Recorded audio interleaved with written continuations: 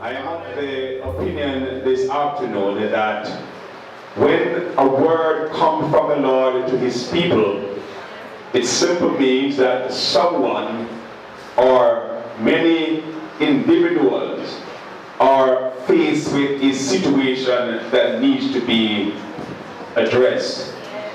If you're in this room today, you have been struggling with an issue in your life, the rhema word from the Lord to you today is that you don't have to leave this room the way you came. The word is, if you have the faith, God has the will. If you can only believe that with God all things are possible, then ask what you will, and it shall be done. You may not have an issue like the woman, but you may have personal family struggles.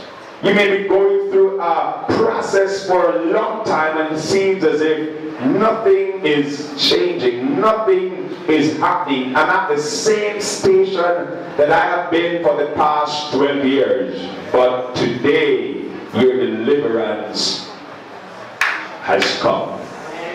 God has sent a word to you and I.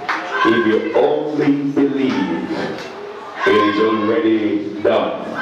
The writer says, my faith looks up to thee, thou Lamb of Calvary, Savior divine.